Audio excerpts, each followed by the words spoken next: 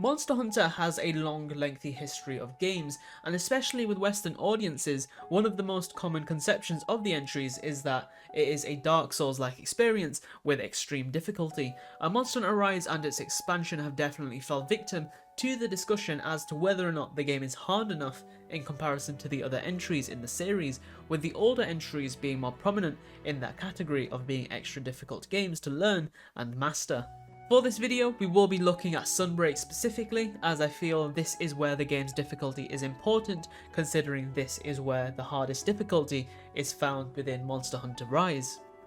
There are many factors and ways you can view how difficulty has been executed in Sunbreak, and some have been intentional, while some areas of the game have been updated that have had ripple effects in the difficulty department.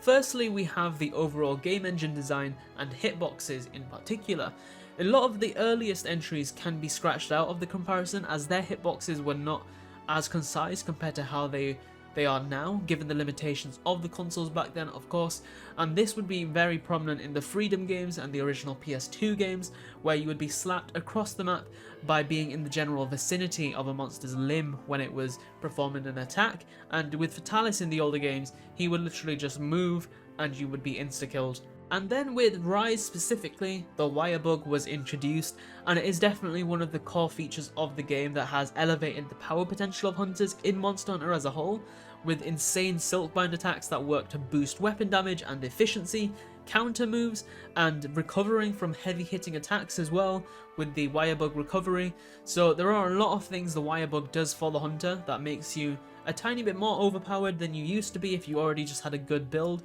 but now you can stack a good build on top of all the wire bug like extra additions, and it does make you quite an unstoppable force. Of course, you can still be like killed by the monster, but it is definitely a lot harder in Rise to get killed than it was in previous games. Of course, this could differ from player to player. At least for me personally, and the people I've spoken about Rise's difficulty with, it's definitely one of the pros of the hunter's capabilities. I don't think this one needs much more explanation, but I do think that monsters still can't keep up with the rate hunters have been buffed, which I think adds a lot to the debate of whether or not Monster Hunter is becoming easier over time. However, once again, I think this will differ from player to player and weapon to weapon as to how much easier this makes the game. But then we have the next point, which is one of the main reasons I found across the board from players who found Sunbreak too easy, was the fact that they had insane builds coming out of the base game, and this made the first few ranks of Master Rank relatively easy in comparison to the following ranks, which is where they would finally need to craft new gear, and I was definitely a part of this group as well, where I did have quite a strong set all the way up to Gormigala, which is where I started getting one-tapped, and that's when I finally had to start thinking about like actually upgrading my armor and actually focusing on defense. But I think once again this does come down to player skill and experience with monsters, but I think the armor does make a massive difference, especially when stacking attack boosting skills and of course the defense skills. It just has such a massive increase in power compared to not having them. But I think that difficulty has always been an area of the games that has varied quite a bit. Between players especially, like different players and what weapons they're using definitely play a big role into how efficient they are in slaying the monster. And of course, the people that have these speedrunning really high record times,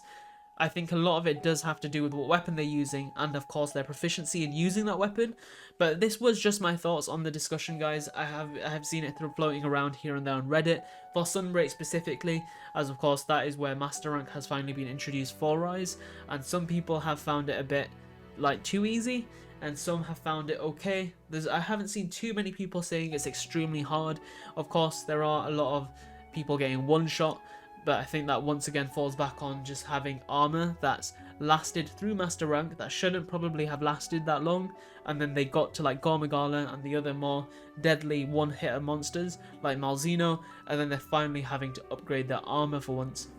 Let me know down below what you guys think about difficulty in Monster Hunter Rise Sunbreak, and whether or not you think it takes away from the experience. For me personally, I have had and still am having a blast with Sunbreak, and I hope that we do get a Fatalis tier monster in one of the title updates despite the difficulty for those craving it. I am myself craving for a monster like that, but I don't think the difficulty is at a point where it's making the game bad. But I do look forward to reading what you guys have to say on the matter, And as always, a like would be extremely appreciated. If you did enjoy the video, it does help out the channel a ton. And be sure to subscribe for a lot more Monster Hunter content. Don't forget to join our Discord, links at the top of the description. Thank you all so much for watching, and I'll see you all in the next one. Bye.